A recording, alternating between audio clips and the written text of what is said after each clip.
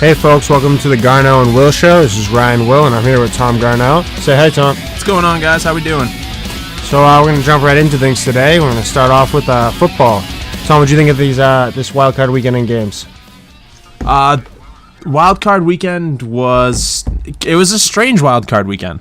Well, almost everything went the way most people thought it would.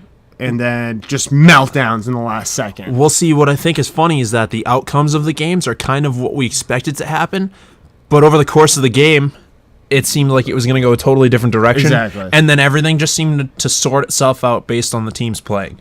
Do you want to save the Bengals game till the end? Yeah, because I could spend 25 minutes freaking out about that alone. All right. So I might as well start with the one that decides the Pats' fate, huh?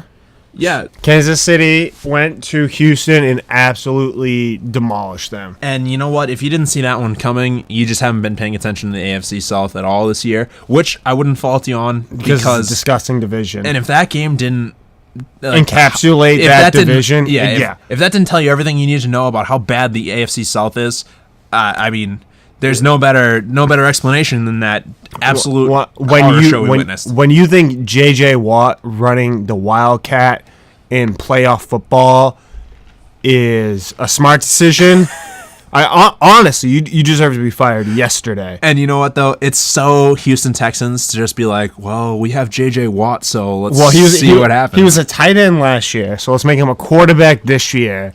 Next year he's going to be taking clutch field goals from 50 yards out. Better than Blair Walsh. Because he's J.J. Watt. Oh, we'll get to ripping Blair Walsh later. Let's focus on this for right now. The thing that I hated about the Texans-Chief game is that it was over as soon as the opening kickoff happened. When Kansas City ran that kickoff back, you could have shut your television off and been like, okay, I'm going to do something else with my 4 hours and not worry about what happens in this game because it's already over. But, man, anything good for Houston? No, not a thing. No. It was such a bad game. No. Brian Hoyer is not a starting quarterback in the NFL. Well, Tom, there was a stat I saw. I think it was by the local leader. And if Brian Hoyer had threw every single pass into the dirt, he would have had a higher quarterback rating than what he actually did. J.J. Watt might have had a higher quarterback rating than Brian Hoyer did. So that stat's out there. And I feel bad for the guy because I kind of like Hoyer. I think he's a fun player. And, he's obviously a former Patriot, and you wish him the best, but... Oh, please, don't give me that spin garbage. But no. He's a terrible quarterback. Bill O'Brien deserves to be fired in Houston. No. I don't care. No, listen. They beat a bunch of fraudulent teams late in the year to squeak into the playoffs and then got embarrassed. And he never even considered pulling Brian Hoyer out of that game. And the guy just looked horrible whistle to whistle. Who else do they have? You know what? It's not necessarily Bill O'Brien's job to bring in other quarterbacks in an attempt to save that just miserable game. I mean, in terms of the roster, I mean. Well, yeah. He's not the GM of the team as well. There's serious problems with that roster. But the first thing first, they don't have a real quarterback. And I do feel bad for Hoyer. It's not all his fault. I mean, that team's got problems outside of him. But that shows you he's not a playoff caliber quarterback. And not by any stretch of the imagination. Until they get one, that team is going to middle around exactly where they are. And you know what? I don't think that defense even played all that well either. No. The saving grace is that they managed to bang up Macklin, which is great for the Pats. Yeah. As far as Macklin being hurt, I think that's a real thing. He's got a high ankle sprain. He's a speed wide receiver. Yeah, he needs the cuts. Yeah. You can't. He's not going to be able to run his routes effectively in the way that he normally would with a high ankle sprain. It's just not going to happen. The other... Well, that's if he even plays, Tom. I know Brady's got the high ankle sprain, but Macklin's definitely looks more severe than what Brady went through. And Macklin will play in the same way that Gronk played in the second Super Bowl game against the Giants. Where he's a shell. Yeah, he'll be a shell of himself. They'll use him as a decoy, but the difference is New England's defense is not going to bite. Bill Belichick wrote the book on that, basically. They're going to come into the game hoping to force field position against the Pats. They're not going to get it because the Pats move the ball well and don't make bad mistakes generally. Well, do they move the ball well? This team over the past 6 weeks, this team has not moved the ball exceptionally well. Yeah, but this is they half-assed the game against Miami. Well, it's more than just that game. That game, we've been over that game. But. Right, but that is I think that was their worst offensive game. It was hands down their worst offensive game. Well, they weren't really playing offense, though. Really, what this upcoming game comes down to is which Pats team is going to show up. You getting the Pats, the 10-0 Pats, or the 2-4 Pats? See, I think you're not going to get the team of September and October that was blowing these teams out, putting up 40 a game and making everyone look dumb. But I think the only reason you're not going to get that same team is the Dion Lewis injury. Yeah. I think Dion Lewis is what really made that offense click. That's coming back to haunt us. But these offensive line woes that you're seeing with Julian Edelman back in the lineup, who I firmly believe is entirely 100%. Well, there's a video posted up, and he looks good. Yeah, he looks good. He looks quick. I'm not worried about Edelman. I'm not worried about Gronk losing any sort of step. No, I think we were very quick to criticize the Patriots for not attempting to even throw Gronk's way in the Miami game. But he's healthy for this game. Yeah, that's the trade-off you get. Yeah, but this is, the Dan Shaughnessy Tomato King game. Yeah. So, what's it matter? One reason that I think that I don't want to say this isn't going to be a contest, because if the Patriots play bad, they could lose this game. Yeah, but they've got to lose it for themselves. Kansas City's not going to come in there and take this game from you. No. But if you give them the opportunity to win this game, they're more than capable of beating you. So I've got a glaring stat for everyone that is the sole reason that I think the Patriots will beat the Kansas City Chiefs without issue. Alex Smith threw for 190 total passing yards. 128 of those yards were to Travis Kelce. Well, he had 8 receptions. Macklin had 3. All of the other receivers on the team scattered at 1 apiece. Well, yeah. So what that tells you is you stop Travis Kelce and you make them literally a one-dimensional football team. To a guy who doesn't have Sharkhandrick West. Yeah. It's not a starting running back in the NFL. So I think that if the Patriots take away Travis Kelce, they force the Chiefs into being a one-dimensional football team, and they win those games. Their run defense is better than their pass defense, if you ask me. Doesn't that come down to the health of our linebacking core, which has been up to debate? How's Hightower looking? Because if Mayo is the guy who's going to be back there covering Kelce, it's not going to work. As much as Mayo's my favorite player on the team, actually, Tom. I'm a huge Mayo guy, always have been, but he doesn't have the legs anymore. He's not quick enough. For those of you keeping score at home, Ryan's a big fan of Mayo. Yeah, a huge Mayo guy. All about the Mayo. Real sad that he's kind of, injuries have taken a toll on him. But he's still great in the run game. He can still sniff out a run like no one else on that team. And you know what? They may not even need him to play 3 downs. A drive. No, he's a 1-2 down guy at this point in his career. I think Hightower and Collins are good to go. I think Rob Ninkovich is going to have an awesome game. All this team really needs to do is contain Alex Smith to the pocket, take away the short stuff on the inside, and jam Kelce at the line. If you can make Alex Smith stay inside the pocket and throw downfield, he's gonna make mistakes. Yeah. And you have the safeties to pick that ball off and make him pay for it. Yeah. Another thing, how is McCourty gonna look? How's Chung gonna look? Are they gonna be 100%? I think these guys are fine. You think they're fine up and down the roster? Well, obviously they're not fine at offensive line, but I don't think that's gonna be an issue. Well, it depends on whether or not how fast Brady can get the ball out. Right. Are we in third and long? Do we have to drop back deep? So, I think most of those questions will be answered on the first few drives. Yeah. Within the third offensive drive. We should know what kind of game we're in for by the end of the first quarter. Yeah. If Brady is taking 3-step drops, planting his foot, and driving forward as he's throwing, aka that ankle is fine, I think he rips this defense apart. Yep. They have a good defense. They've got a really good front 7, but if they're playing, their safety's good too. Barry. Oh yeah, no, and that's a story and a half. Yeah, good for that guy. Yeah, comes back from cancer. Really top 5 safety in the league. He's one of the hardest hitters in the league. Yeah. But I think the Pats have this one. Yeah, no, I'm taking the Pats. I don't think Kansas City's ready to come into a place like Gillette. But all I'm saying is don't be surprised if we get a game. I think we're going to get a game. Unless you're in a position where you get up 14-0 early then obviously Alex Smith and that passing attack doesn't have the players to come back. No. But we'll force see. them into running the ball 60% of the time, and you win this game. I don't see a scenario where the Patriots take an early lead and don't win this game. Do we want to go to the other AFC game? Cincy Pitt? Yeah. This is another one we could talk about for 25 minutes. Yeah. Well, might as well do a little bit of it. The Bengals absolutely imploded. That was the worst loss I have ever seen in my history of watching sports. And you know what is... Bar none. You know what is sad, too? A.J. McCarron played a hell of a football game. Well, he cost them in the first half. Really, if he didn't have those turnovers, that game would have been different. But he comes back in the second half. He did something that a Cincinnati Bengal quarterback has not done in, 10 years, and that's play well in the second half of a playoff football game. He put that team in the perfect position to win, and they just threw it away. Now, Vontaze Burfict picks the ball off with, a minute and 30 seconds left in the game. The game is over. Over. All you got to do is you need one first down. He gets the first down and fumbles the football on the next play, Tom. He fumbles the football. No, horrible. You're talking about Jeremy Hill. Jeremy Hill, yeah. Gets the ball. Nice run. Must have seen the end zone and just got excited. Fumbles the ball.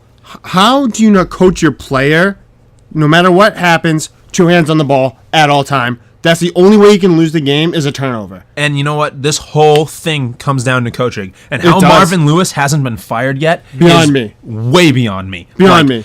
Another planet, beyond Banana Land. Keep going outside of, the Coconuts Galaxy. I can't believe it. Having Burfict... 0-7 the playoffs. Tom. Having Burfict... Win them a game. No, listen. Having Burfict and Adam Jones take on the same side of the football, on the same team, you get what you asked for. Those are two guys that have had these problems their entire careers. And when you bring in guys that fall to the second round like Burfict because they have issues... No, he was undrafted. Even worse. When you have guys that talent, but when you have guys that go undrafted because they have issues with being normal human beings on the field, you get what you reap what you sow. Yeah, and Pac-Man Jones has a history of pulling crap like this before. But Tom, it's more than just those flags. Because as egregious as they were, and realistically that's what lost them the game, you talk about just the play calls. You've got Ben Roethlisberger coming back in the game who clearly can't throw the ball downfield. And Cincinnati comes out with the vanilla, weak defense. They're not trying to make plays happen. They're just hoping that the Steelers make mistakes. And Roethlisberger's driving a little bit, but it's clear he can't get the ball down the field. They had no timeouts, and all they could do is throw the ball underneath and get yards after the catch. Mm-hmm. So they're racing the clock, and you give them 30 yards for free because you can't keep your head screwed on straight. Yep, but even the play calling, he's picking up those first downs because you're sitting back and you're letting him come to you.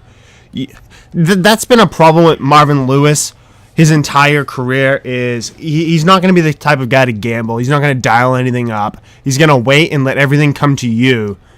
And you know what? It encapsulates him. See, I think he has no control over his football team. Well, that's they obvious. have no idea how to strategize and practice for situational football, and it blows up in their face every single year. And they're not going to do anything until they get rid of Marvin Lewis. I don't care. He's not being. You know what? I come to the conclusion he's not going to get fired. He must have something on that owner, because I'm sorry. We're going to see. We would have already heard it, right?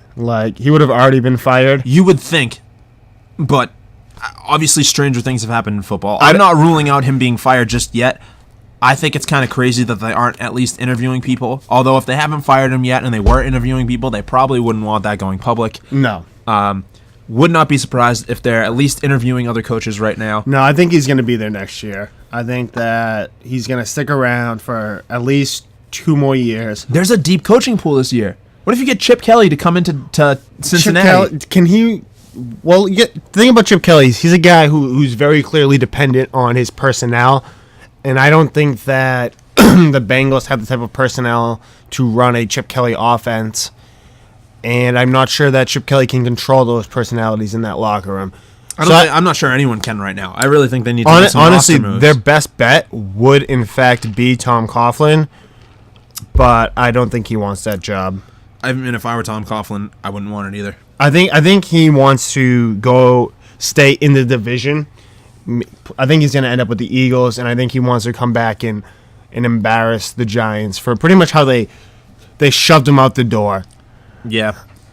I think it's funny that there were whispers going around in the last week that John Gruden is entertaining the idea of coming back to coaching. I would love to see John Gruden coach again. I don't think it's going to happen. No, I don't think it will happen. Doesn't this happen every year? People say, does John Gruden want that job? Because the idea is that he's waiting for the perfect job. Right. But what does he want? He's going to want a quarterback. He's going to want a defense. And people who are searching for coaches usually don't have a quarterback or a defense. And I don't think that John Gruden will coach in the league next year. Nor do I think it would even be a good idea.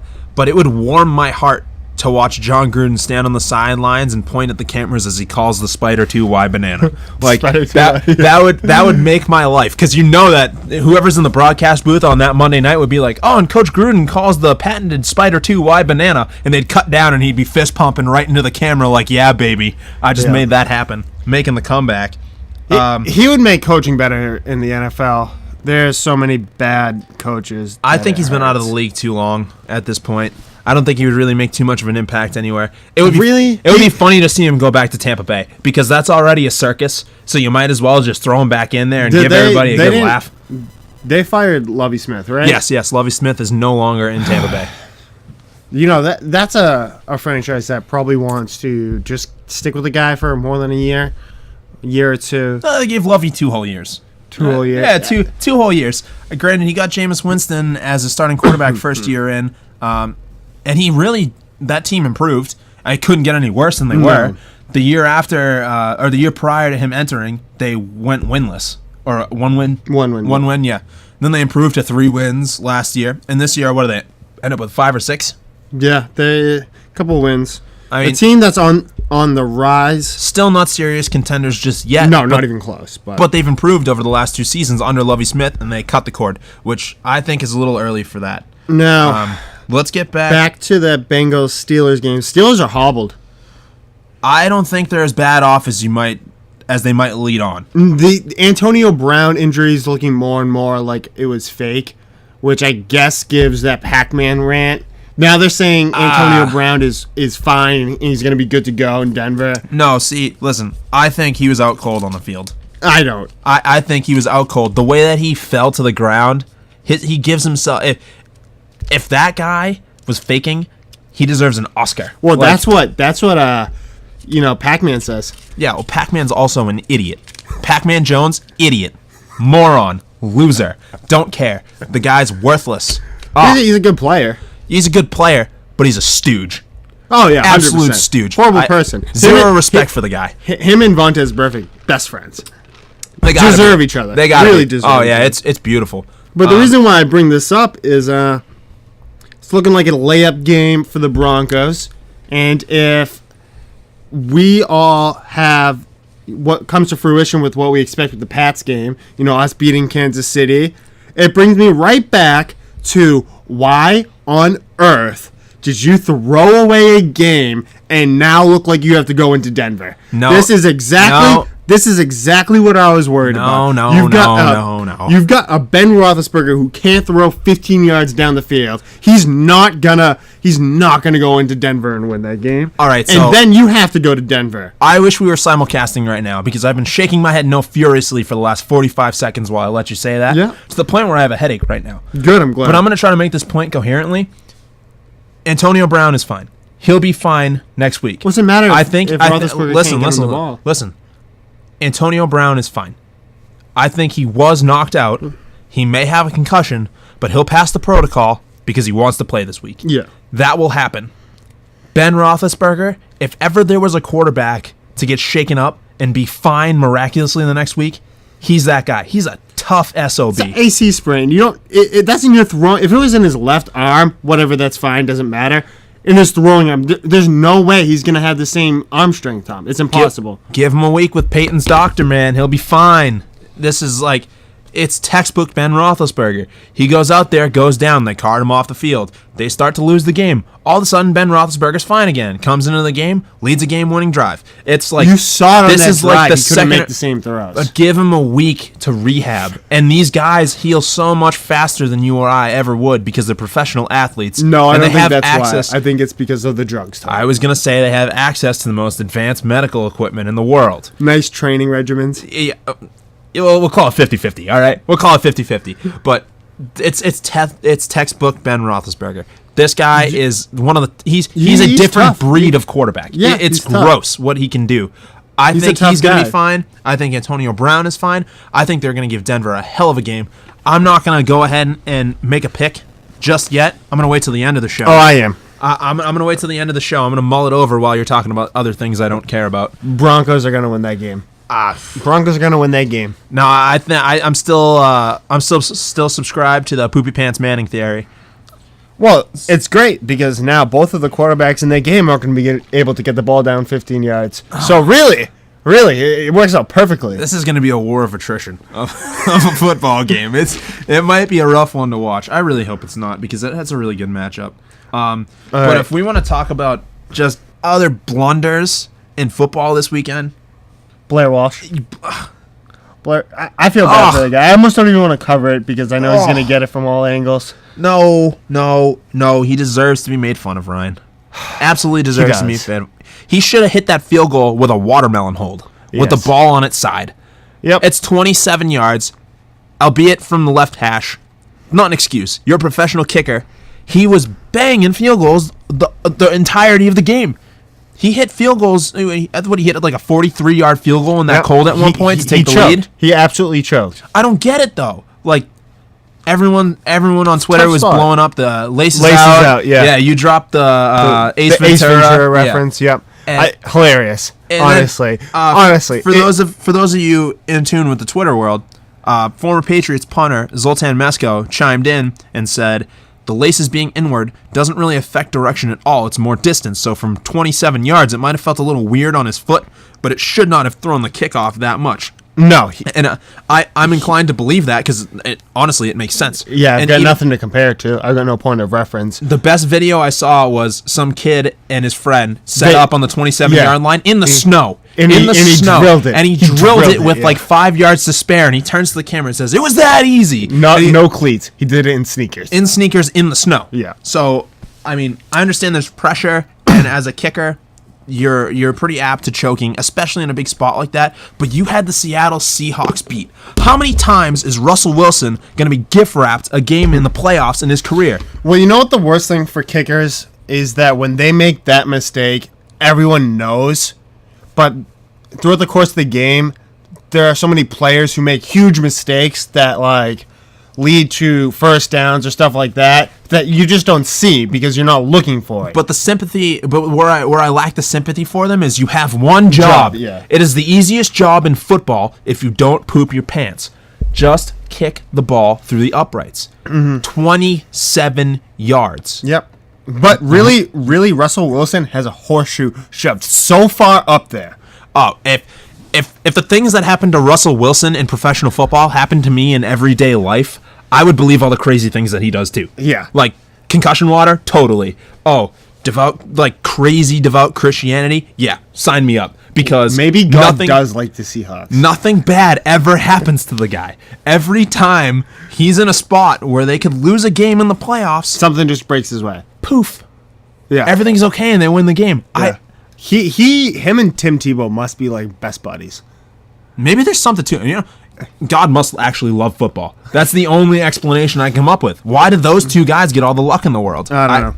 It's uncanny.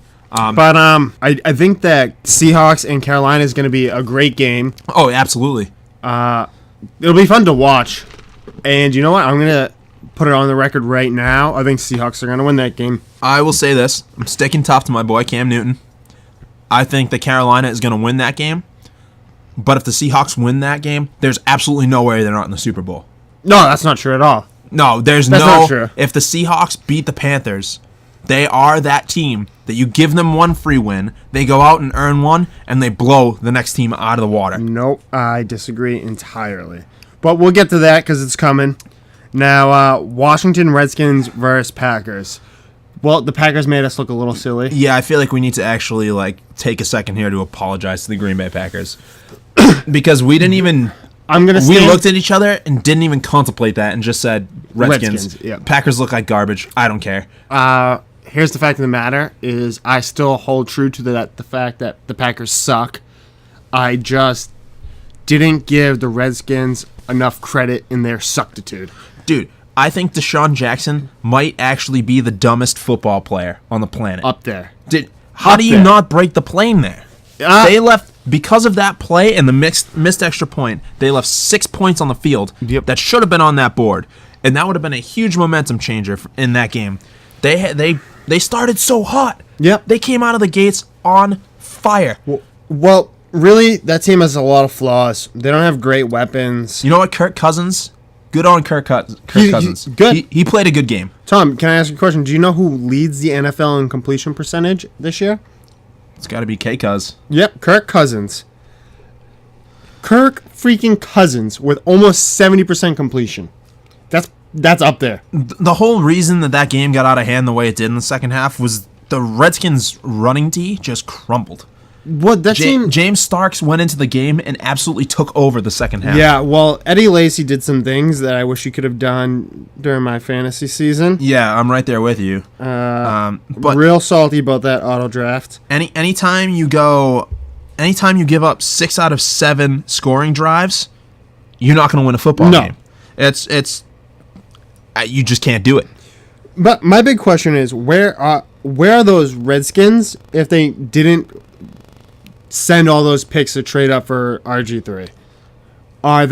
They're a much scarier football team. Are they a legit Super Bowl contender? Well, I mean, it depends on what they end up doing with those picks and who they get ultimately. So you like to think that they would have done something a bit more productive, but at the same time, if they use those picks, to get a guy who doesn't hurt them, maybe even if he's not a star, but just does his job and is worthy of his draft slot. Right. You gotta think that they're like a D lineman would have really helped them, or a wide receiver. Yeah.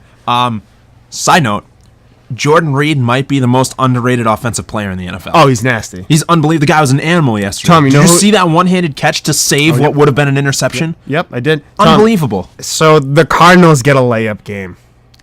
Yeah, which you, I'm sure, are thrilled. Yeah. Thrilled. Pretty happy about the fact that the Cardinals are going to be in the championship game. Because I'm not even going to watch the game because, honestly, no shot. I know I said this last week, but no shot the Green Bay Packers beat the Cardinals. All right. 0, none. And literally just because you said that and you've been so high on the Cardinals literally all year, I'm going to pick the Packers because I know when I've been made to look a fool and I won't do it twice. So I'm going to give Aaron Rodgers the benefit of the doubt. In that matchup. No shot in hell. I know that I'm probably wrong, but for the sake of spiting you and apologizing to Packer Nation, I'm going to take them. Packers Nation sucks. They suck. Your team sucks.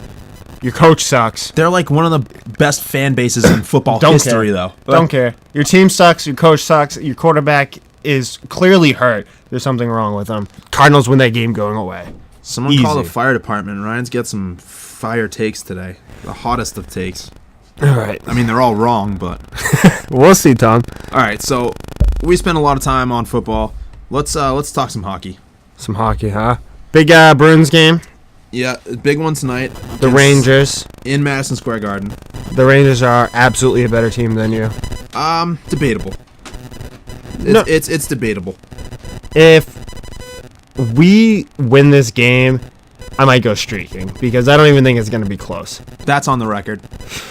I'm not saying I'm going to. I said I might. I will consider the possibility. No, but you're on the record saying you are. No, I said I might. All right, we're going to have to check that tape later. But this week, the Bruins, just like I said, played the Devils great. They did. 1-4-1. Big key to that game was they controlled the pace. They outshot them 31-20. Spooner had a big game with a goal and an assist. and Gustafsson looked great in net. He didn't really. He only had to make 19 saves to win the game, so we got some help from the rest of the team, which is pretty uncharacteristic of this team this year. It's not often that they come out and pretty much control the puck the way they did for the entirety of that game, essentially. Can we talk about the loss now? But you take it. Yeah. If you guys haven't caught on yet, Ryan, for some reason, hates the Bruins. I don't understand. Well, I love the team. I hate the coach. And I'm fairly pessimistic about... Who would you rather have coach the team? Almost anybody. A wooden plank. Honestly, he might do a better job. The guy won a Stanley... Clodes won a Stanley Cup. They won a President's Trophy, and then lost in Game 6 of a cup 2 years later. So, I don't know what other wooden plank made of whatever. You can get a composite plank. All right, I don't care. No, I want an oak plank. Oak? Yeah, oak. Oh, okay. All right, so yeah, they lose to Ottawa. So what? That was a great showing by both goaltenders. Unbelievable night and net. But that's a team you're going to play in the playoffs, most likely. Maybe. They might be the team that knocks you out of the playoffs. They might be the reason why you don't make it. It's something... It's a very intriguing matchup moving forward. It was a tough loss. The goal that they lost on, Rask made 3 incredible saves.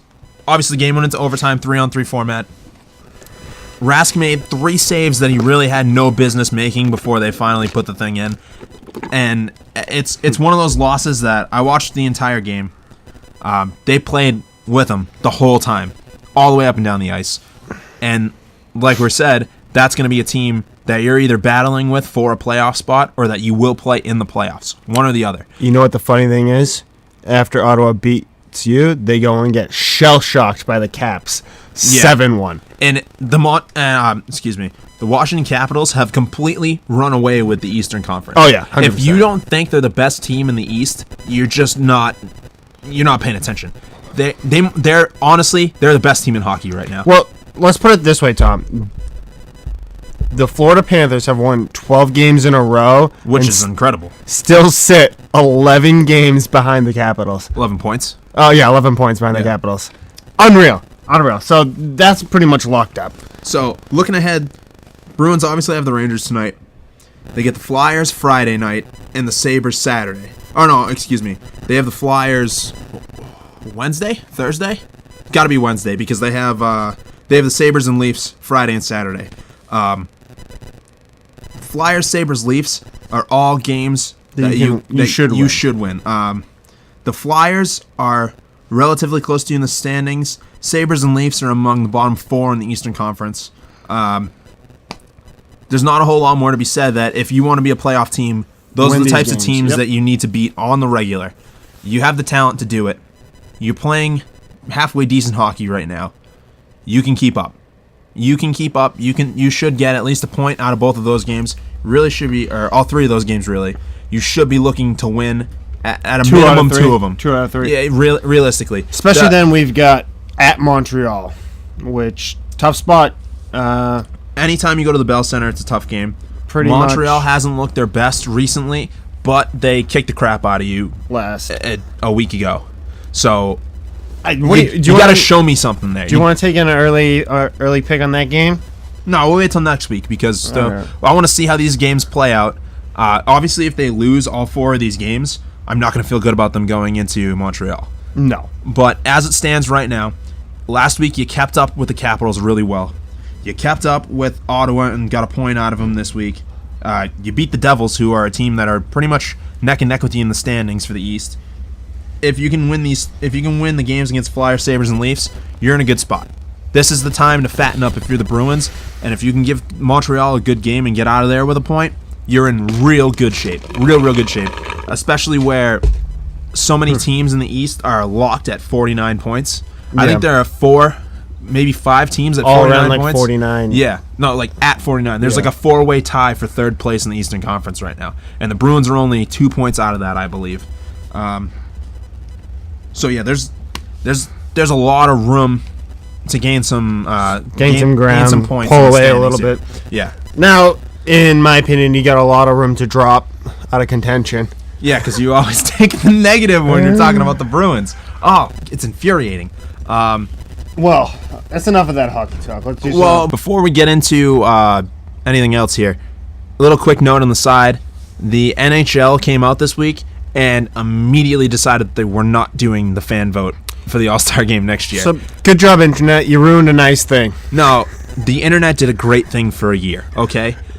This is why we can't have nice things. You know, if I was thinking about this afterwards, if ever there was, like, a sport or a climate in sports that would allow for what happened to happen, it's hockey. Yeah. It has just enough of a following to be mainstream enough to do the whole fan vote online. But it's not so massively huge as like football or basketball that a John Scott gets lost in the crowd. Yeah, just like warped up perspective. There were just enough people that were like, "No, this is awesome. We're gonna make it happen." Yeah. So that's funny. I can't wait for those games. Yeah, It'll be a good watch. That should be really fun. Do you want to do some basketball, Tom? Yeah, we can talk some Celtics. As much as I really don't want to. Have you watched the games? I will be dead honest with you. I've been watching stats and checking scores, and just looking at my phone every time I pop up the score app, I'm instantly depressed. It always starts okay. Yep. And then turns to crap. I can't believe they've blown the leads that they've blown in the past week. Let me tell you, I've suffered through all the games. Thank you for shouldering that load for me. You were supposed to be the Celtics guy, so yeah, no, I really was, but it's hard to take interest in a team that's up 21 to the Memphis Grizzlies and then blows the lead after the third quarter. You know, over these past 3 games, the Celtics have had a negative 13.3 differential in the second half, which that's horrible, Tom. It's not how you win basketball games. They've all been close games. And really what it seems to be is that this team has it in their head, once they get ahead, that they're talented enough to take quarters off and take halves off. And that's not who you are.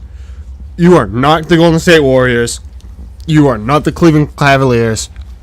You can't rest when you get up because you're not good enough to coast. It's frustrating. It's really frustrating to watch because you see this team. It'll show some grit. It'll show some real heart in the first half, and then I don't know whether it be adjustments in the second half or really just giving up and saying, "Oh, we can just coast for the rest of the game." But they've blown games 3 times in a row. All games they should have won, and it's hurting them in the standings. Yeah. And to be up in a game the way that they've been up, especially the 21 points, you can't hold on to that for a quarter and a half. A 21-point lead, come on, give me a break.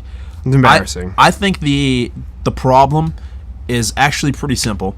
I don't think it's Brad Stevens, although I think he could do a better job of managing some of the playing time. I didn't like that David Lee was a healthy scratch against the Detroit Pistons, who are a big team, and the Celtics are really struggling for that inside presence right now. They seem to be content with taking outside shots, and they're just plain not talented enough to shoot 45% from the floor and win games jump shooting. You got to work the ball inside. They're having a hard time doing that, and I think that's a big part of what's costing them games. Yeah, well, especially considering, you look at a game like Memphis where Memphis came out struggling shooting, and really it's what you built a lead upon, playing good defense and then catching some lucky bounces. They were shooting something like 23% from the field during the first half, and then you just let them come back into the game. You play sloppy defense. You stop giving those effort plays. Low percentage shots. Yep. The one bright spot, I think, is that Isaiah Thomas has pretty consistently produced for this team. Yeah. They need another guy. And this is the same thing we've been saying since the beginning of the season. This team needs another upper echelon player to come in and be the guy. And right now, that doesn't really exist anywhere in the NBA for them to go grab. Unless you're taking someone with huge problems. Like DeMarcus Cousins. We talked about this. We talked about this 2 weeks ago. We don't want him. But there's a point where beggars can't be choosers. I would like to see them do something with their picks as far as moving them or packaging them together and going and getting a guy, other than that Brooklyn pick. Did you notice that Brooklyn fired their coach this past week? Did they? Yeah. So that's trade, either really good or really bad. No, it's great because it's going to take that team some time to adjust to a new coach, regardless of who it is. I don't think you're going to see them just catch fire all of a sudden because they have new leadership. But the worse they do, the smarter Danny Ainge looks, and I really hope that ends up being a pick that's high in lottery chance. Well, right now it's the third most ping pong balls. Right. But can we spend a minute on what a disaster the Brooklyn Nets have been? Yeah, absolutely.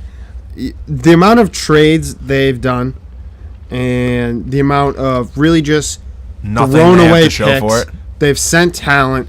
The only positive move they've made over the past 5 years I can think of is getting Thaddeus Young into that organization. And you know what? He might be a real player one day. But other than that, every single thing they've done has been bad. They send picks and players for Joe Johnson. He's a bum. They re-sign Lopez, who might be their best player right now, but the guy was injured for a span of 3, 4, 5 years. And they signed back-to-back huge contracts. Probably not a great idea. I understand anchoring to a guy, but it's a bit much. They send you all those picks for an old Paul Pierce and an old Garnett who spent combined 2.5 seasons there. Something like that. Bad decisions. And you know what, though? You can't really fault them there because at the time it seemed like it would have been a good move for that team. No. But they just have not played to the other guys on that team didn't play to their potential. They didn't get as much out of Garnett and Pierce as they initially thought they would. Yeah. But I think their expectations for those two guys are way too high considering where they were in their careers. That being said... Well, even if you look at the Deron Williams trade, bad trade, horrible trade. All these things on paper, though, I'm not really going to fault them for initially. Things didn't pan out for them. They didn't build that roster. You've got to look at the sum of all those moves. Right, no, absolutely. And really what they've done is they've put themselves in a position where they've traded away all their assets trying to win now. And none of the moves panned out. They're the third worst team in the NBA. None of the moves panned out. It would be really nice to see them fall all the way to the bottom of the league. Impossible. Impossible. No one is ever going to catch the goddamn Philadelphia 76ers. Yeah, that's a pretty unprecedented pace. And it's really just discussing what that team's been doing. I don't want to talk about it much. If you are a Celtics fan and you're not pleased with the way this team is playing and you subscribe to the theory that they're probably not going to make the playoffs and even if they do, they're a one-and-done team, you should be rooting for the Philadelphia 76ers to figure out what's going on and just go on a run. Impossible. They want to lose, Tom. I know. I really know they do. They want to lose. And it doesn't really help us to tank this year because we get to swap the Brooklyn pick. We don't get both picks. We get a swap. Right. So this was your this was your year you want to do the best you can whilst hoping for Brooklyn to tank. Last year should have been the tank year. And instead, they played a really good last month and a half of basketball. You got an extra 4 games in the playoffs out of it. Yeah. Great. You got blown out anyways. All you did was hurt your draft stock. This year was the year to tank. This year was the year to play it out and play hard, see what you were made of at this point. But it's not really panning out for them in that way. No.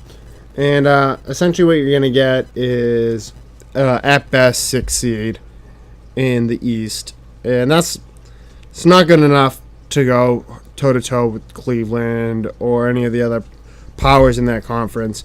And the West is still better than the East, so what does it matter? Golden State's a wagon. No one's going to knock them off. Yeah, they just remain incredible. We would be remiss if we didn't at least mention that tonight is the College Football National Championship. Yeah, you know anything about that, Tom? No, I'm not going to lie to you guys. We're in New England. We don't have a dog in that fight. No. I don't particularly follow college football all that well. But the one thing that I do know is that Nick Saban is a phenomenal coach, and what Alabama has done as a program Incredible. It's amazing. Incredible. Just have a consistent revolving door of players, championship contenders. Yeah, and it's pro-ready players. They prepare players for the NFL unlike any other program in the country. Yeah, pretty much all the players you get coming out, there's no huge busts. They all at least produce at some level, and that's why teams draft those players. You know what you're going to get. Anyone coming out of Alabama in the first 2 rounds in the past few years has been a starter for whatever team they've gone to pretty much immediately.